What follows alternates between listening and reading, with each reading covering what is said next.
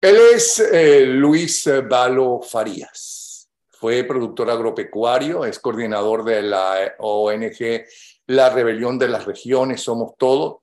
Es médico veterinario, escribe muy bien, por cierto, tiene una serie de libros bien interesantes y como articulista, su más reciente trabajo es respondiendo a lo que buena parte de América, de Venezuela y del resto del mundo se está preguntando. ¿Por qué se perdió Colombia? ¿Qué pasó? Y así empieza su artículo. ¿Por qué en otros países latinoamericanos y suramericanos han fracasado los políticos demócratas como Violeta Chamorro, Carlos Andrés Pérez, Luis Herrera, Rafael Caldera, Mauricio Macri, Jair Bolsonaro, Sebastián Piñera e Iván Duque, entre otros? Se llama ¿Por qué se perdió Colombia? Y yo diría ¿por qué se está perdiendo la democracia en el mundo entero, especialmente en América Latina? Y la pregunta siguiente que se hace y la responde es, ¿qué produce el descontento social? Es bien interesante, porque la mayoría de los dirigentes y sus dirigidos dicen, no, es que el pueblo es ignorante. Bueno, tan ignorante es ahora como cuando votaron por sus candidatos favoritos o su partido favorito. Ok, ¿qué está pasando? ¿Por qué? ¿Qué es lo que sucede? Vamos a ver qué nos dice este hombre independiente. Yo no sé si es una especie en extinción, porque creo que es de centro, y la gente de centros está desapareciendo en este momento en el mundo entero. La gente se está radicalizando hacia la derecha o hacia la izquierda, creyendo que por ahí va a conseguir los resultados que está esperando. Bienvenido entonces, Luis Valo Farías. Le escuchamos. Buenos días, Napoleón. ¿Cómo estás? Gracias por esta nueva oportunidad de estar en tu ventana informativa. Una manera de comunicarnos con los venezolanos, tanto en Venezuela como en el exterior. Efectivamente, lo que sucedió ayer en Colombia y que tiene a toda América Latina y a Sudamérica golpeada, los que creemos y somos fervientes defensores de la democracia, que sentimos que perdimos un país amigo, pues tiene que llamarnos poderosamente a la reflexión, sobre todo a la dirigencia política, no solamente de Colombia, sino también de toda Iberoamérica.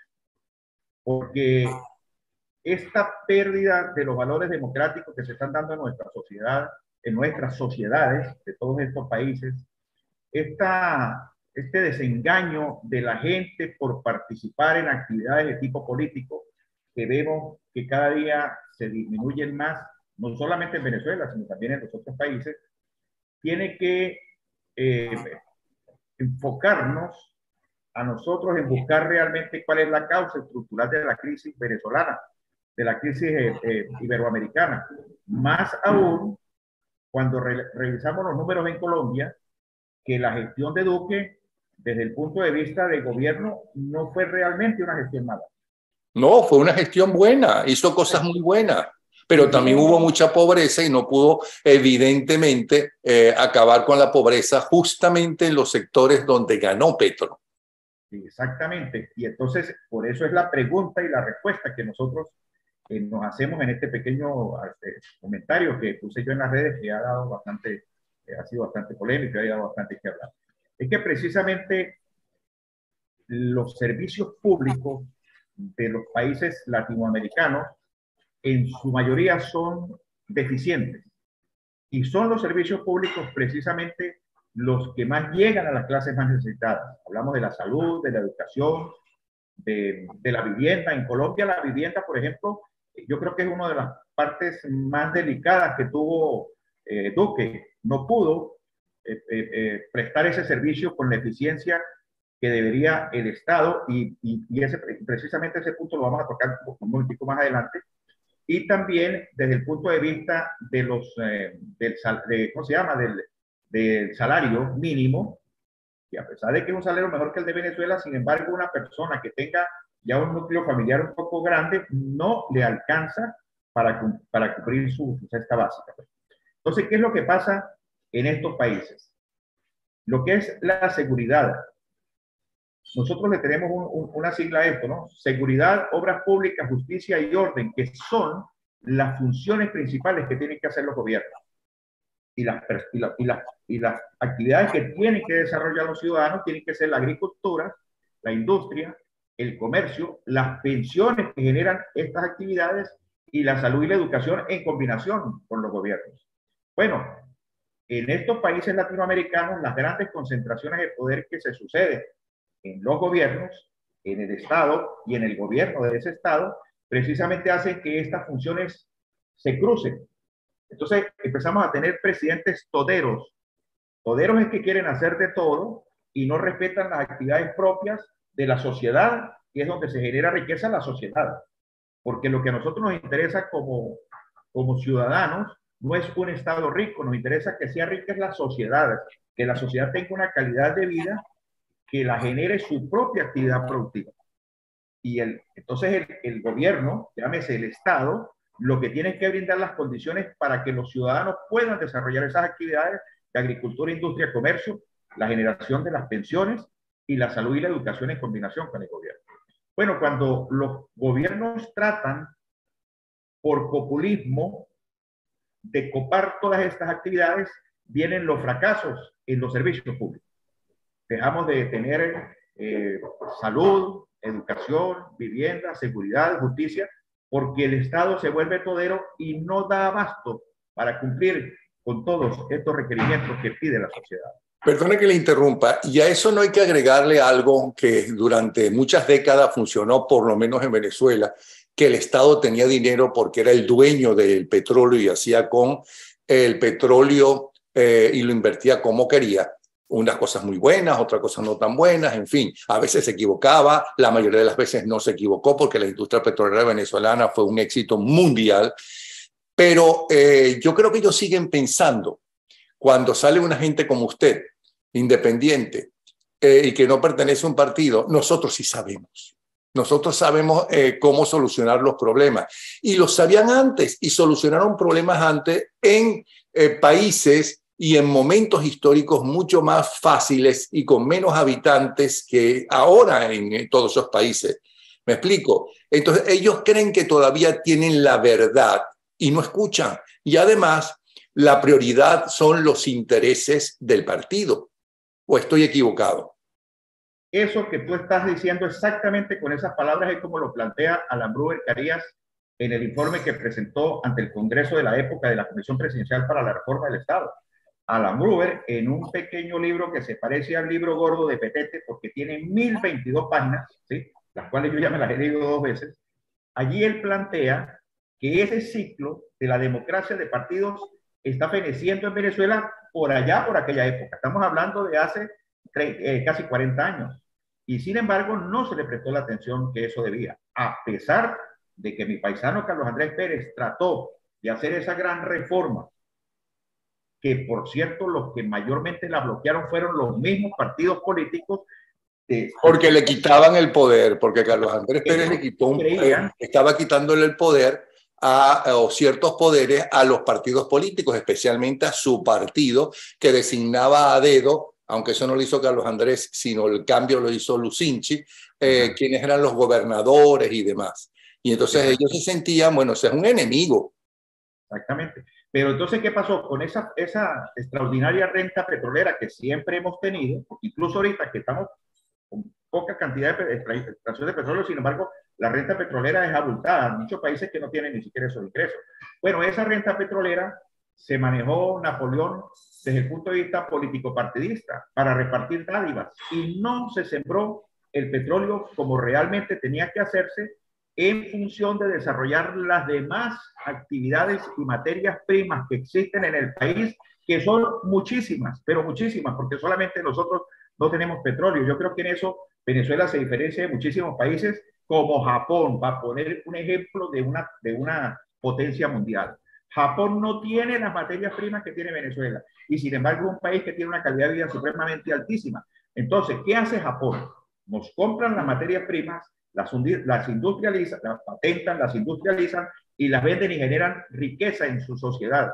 Mientras que nosotros vendemos solamente el petróleo como materia prima y no industrializamos acá ni el petróleo, ni generamos la industrialización del resto de materias primas que tenemos en el resto del país para generar riqueza. Y esto no se quiso hacer y se empezó a hacer con la siderúrgica y la petroquímica. Bueno, pero ¿quién las maneja? Precisamente, nuevamente el Estado venezolano, un Estado totalmente paternalista, como las concentraciones de poder constitucionalmente son tan elevadas en la figura del presidente de turno, pues eso se presta para cualquier tipo de manipulación, de corrupción que siempre han existido y que las heredó Chávez, pero que las profundizó a los niveles que tenemos hoy en día y llevó la pobreza del 54% que recibió en el 98 al 93% que tenemos actualmente. Ahora, la formación de los partidos políticos es una formación vertical heredada de exactamente el Partido Comunista Ruso. ¿Por qué los chinos sí pudieron darse cuenta, ¿no? Y tienen, es verdad, un capitalismo salvaje, es verdad. Desde el punto de vista económico son capitalistas, desde el punto de vista ideológico supuestamente son comunistas. ¿Por qué razón ellos se dieron cuenta que privatizar era la salida y nosotros no? Porque lo que genera riqueza es la actividad productiva que genera la sociedad civil, el ciudadano común y corriente. Nosotros lo ponemos en los tres términos, agricultura, industria y comercio. Esas actividades son las que realmente generan riqueza. Y esas actividades tiene que desarrollarlas en la persona para que genere riqueza en su núcleo familiar, para que no dependa de la riqueza del Estado. Bueno, los partidos políticos nuestros se ocuparon de utilizar eso como una herramienta político-partidista para repartir dádivas, y las consecuencias de esa manera nefasta de hacer una gerencia de Estado es lo que trajo el chavismo al poder, con un agravante que Chávez no supo qué era lo que tenía que cambiar.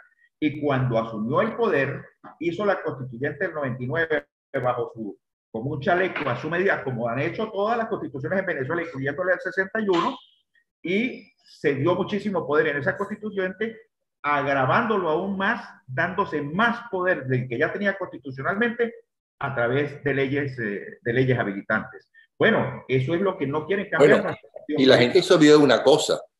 Chávez aprendió, ¿no?, todo lo negativo de la Cuarta República, ¿no?, y más, que no era negativo, pero lo veían negativo, de los propios dirigentes políticos, que lo que hacían era echarse mierda entre ellos, iban a la televisión a denunciar y no.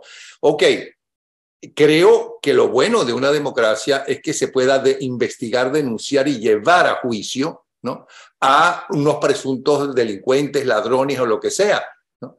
Pero lo que no está bien es que se insulten, se destruya la credibilidad solamente para llegar al poder. Y recuerda aquello que dijo Luis Herrera Campins, ¿no? Creo que era Eduardo Fernández quien se metió con él, no sé, no quiero pecar, pero quien se mete con su familia, ¿no?, se arruina, ¿no? Y la verdad que se arruinaron y se dividieron. Y ya no existen, porque ya no existen. Y en el camino nos arruinaron, y en el camino nos arruinaron a los venezolanos. Pero hay otra cosa que yo quisiera ver qué piensa usted.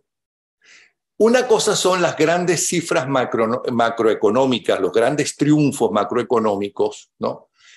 Como por ejemplo los que tuvo Carlos Andrés Pérez con esos muchachos brillantes que se formaron la mayoría gracias al Plan Gran Mariscal de Ayacucho, también obra de Carlos Andrés, ¿no? Pero otra cosa es que lleguen, tarda muchísimo tiempo en llegar a las gentes más humildes. Entonces hay que darse cuenta de eso. Tú puedes estar muy orgulloso de los logros conseguidos con organismos internacionales, lo que tú quieras, pero la gente de abajo lo está sintiendo. Yo creo que no, que tarda mucho tiempo en sentirla. Y hay que tener unos planes y hay que decirle la verdad a la gente.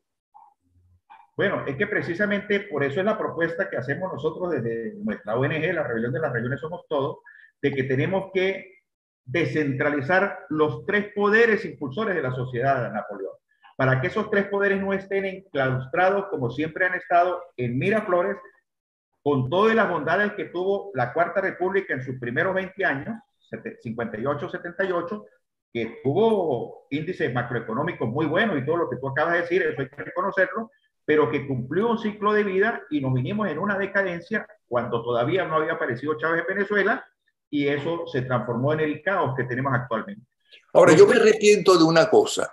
Yo al final de su vida, por teléfono, hablaba bastante con Carlos Andrés Pérez, sin haber sido jamás ADECO, ¿no? Ni mucho menos, pues que no era ningún partido, sino era periodista, que es diferente, periodista independiente. Pero me hubiera gustado preguntarle a Carlos Andrés Pérez como a Caldera, que gobernaron en dos momentos históricos diferentes e hicieron dos gobiernos muy diferentes, ¿no? ¿Cuán más difícil era gobernar y solucionar los problemas en la Venezuela de hoy, es decir, de finales del siglo pasado también, como en la Venezuela de su primer gobierno? Debe haber sido totalmente distinto y sumamente difícil. Es que yo creo que Carlos Andrés Pérez aprendió la lección entre su primer gobierno y su segundo gobierno. El grave error, a mi manera de ver, es que él no le explicó a los venezolanos cuál era el gran cambio que él quería, o el gran viraje, como fue el nombre que él le puso. Bueno, no, espérate, en las elecciones hablaron del regreso de la Gran Venezuela, sabiendo que no podían regresar a la Gran Venezuela. Correcto, pero bajo el mismo modelo de Estado centralizado, a eso es lo que me quiero referir. Ellos no le hablaron a Venezuela de que íbamos a hacer un cambio donde se le iban a dar autonomías regionales, por ejemplo, a las regiones, que es la propuesta que nosotros estamos haciendo, de cambiar la democracia esa presidencialista y obsoleta que tenemos heredada de la época colonial por una democracia parlamentaria primermundista como la que hicieron los europeos después de la Segunda Guerra Mundial, en Alemania, en España, en Italia, que cambiaron esos centralismos del poder que condujeron a la guerra por democracias parlamentarias donde distribuían el poder y donde generaban actividades en las regiones para acabar con la pobreza de las regiones. Ok, pero eso es pasado y creo que la gente está muy, muy desesperanzada y quiere saber presente y futuro, especialmente en Venezuela y en los países que han sido apoderados, agarrados por gente que yo no sé si son socialistas o son comunistas. Los que hasta ahora ha demostrado el régimen venezolano es que lo que son es una cuerda de delincuentes y narcotraficantes, ¿no? Que utilizan la izquierda justamente para tener apoyo, no solamente de otros dictadores, sino también de partidos de izquierda.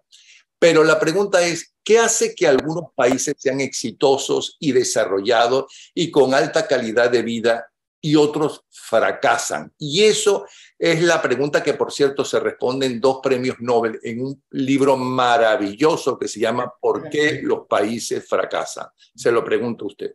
Eric Smith, los países fracasan precisamente porque, volvemos al tema, es que las concentraciones de poder, los toderos, ya se acabaron. Tú tienes que darle los 3 poderes impulsores de la sociedad precisamente a las regiones para que desarrollen sus actividades. Eso no lo querían hacer justamente ya en la última década los partidos políticos, perdón, no los partidos políticos, miembros destacados de partidos políticos independientes.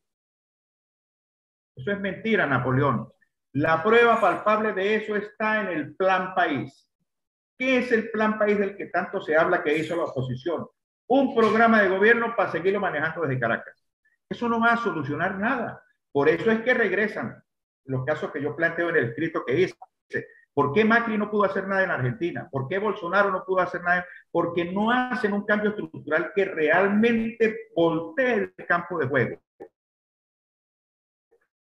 ¿Y por qué cree usted que no lo hacen? Para no perder poder. Que ponga a la sociedad a ser productiva, sino que dependen siempre de un centro de poder que quiere trabajar la sociedad. Bueno, estamos viendo lo que es el desastre en Venezuela, que se congela la imagen a cada rato porque él está en el Táchira. ¿Qué nos estaba diciendo que se congeló la imagen? ¿Cuál es la respuesta a esa pregunta? ¿Aló? Sí, pero es que no te oí la... Que por qué hay países que fracasan. Por ejemplo, en este libro, ¿Por qué los países fracasan?, ponen, entre otros ejemplos, 2 pueblos. 2 pueblos que están en la frontera México-norteamericana. El pueblo norteamericano y el pueblo mexicano.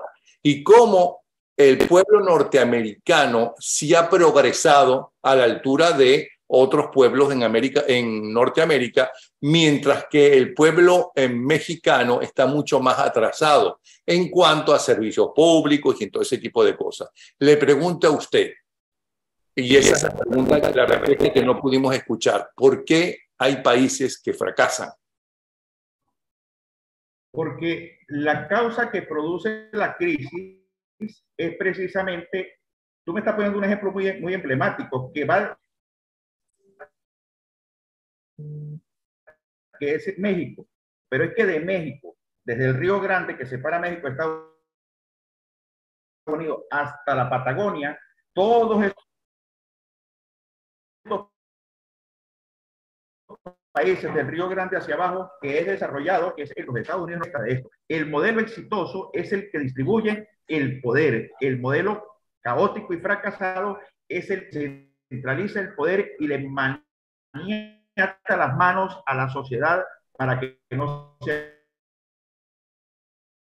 sociedades positivas.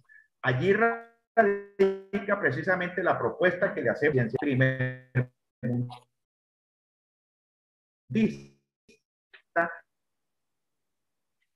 Bueno, como verán, que permita prácticamente imposible hablar con alguien en Venezuela, pasar porque del no. poder central los tres poderes. Ok, descentralizar el poder. Eso sería la clave. Pero también independizar los tres poderes, que sean independientes realmente. Es que eso tiene que ver con eso. Eso es un todo. Son tres poderes impulsores de la sociedad. El poder político, territorial, para tomar las decisiones en el sitio. El poder económico para generar los conocimientos en cada uno de los sitios para que las fortalezas que existen en cada región se puedan procesar. Eso conlleva a un cambio totalmente estructural de toda la base jurídica del país. O sea, hay que hacer un nuevo pacto social donde los venezolanos de abajo hacia arriba apoyen e impulsen una gran transformación de este modelo para poder ser exitosos como lo plantean Smith en su libro de por qué fracasan los países.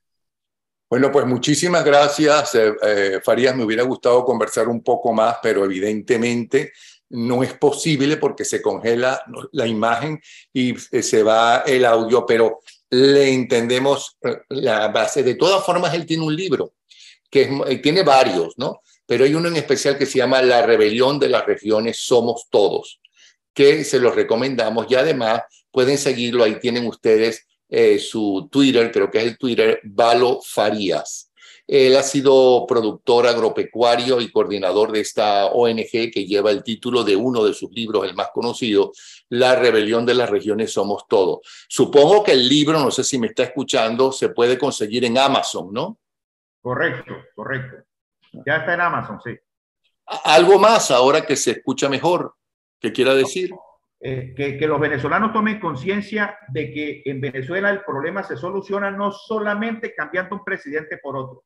Tenemos que reemplazar el modelo de Estado que siempre hemos conocido por otro modelo de Estado diferente del cual nunca nos han hablado, que es el Estado federal de poder descentralizado. Para nosotros, la democracia parlamentaria es el mejor modelo para sacar nosotros a Venezuela del atraso y transformarla en el faro que alumbre al resto de Iberoamérica. Déjeme aprovechar esta cosa que parece ser que se medio arregló. ¿Y no piensa usted cuál es su conclusión de la radicalización del mundo? No solamente de Venezuela, no solamente de América Latina, sino de Occidente, no sé cómo estará Rusia y China. ¿Qué piensa usted de esa radicalización? ¿Por qué somos radicales de un extremo a otro? ¿Por qué se ha perdido la parte fundamental de cualquier ser pensante, escuchar al otro, escuchar las diferentes posiciones, estemos de acuerdo o no estemos de acuerdo, analizarla, a ver en qué estábamos equivocados y en qué podemos reafirmar nuestros ideales y nuestras creencias?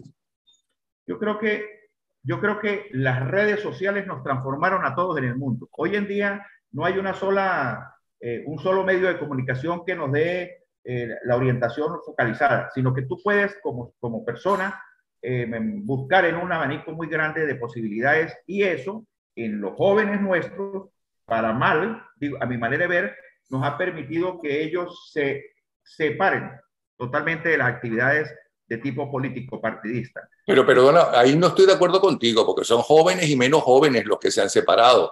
Es decir, el bipartidismo prácticamente está desapareciendo en el mundo entero y no precisamente y solamente por los jóvenes. Porque es que yo creo que esos clichés ya no existen de derecha e izquierda. La gente lo que hoy en día ve es productividad. La gente lo que ve es qué se compra y qué se vende. ¿Cómo transformo yo mi materia prima para de eso hacer un negocio que me genere riqueza y que me genere bienestar? Entonces esos clichés de derecha e izquierda ya no existen. Aparte de que los que generalmente utilizan los clichés para favorecer a los más pobres terminan a la final favoreciéndose son ellos, porque terminan millonarios mientras la gente se sigue empobreciendo. Y la gente hoy, con las facilidades que tienen de acceso a la comunicación, pues tienen mucho más acceso que antes a ese tipo ¿cómo se llama?, de conocimiento. Eso nos ha afectado positivamente, pero también negativamente, como tú lo planteas. Pues muchísimas gracias, Luis Valo Farías. Esperemos que cuando salgas a un sitio, a la frontera, cuando te vayas a Colombia, podamos conversar un poco más largamente y con menos problemas, ¿sí? Un abrazo. Gracias, Napoleón. Hasta luego. No, gracias a ti.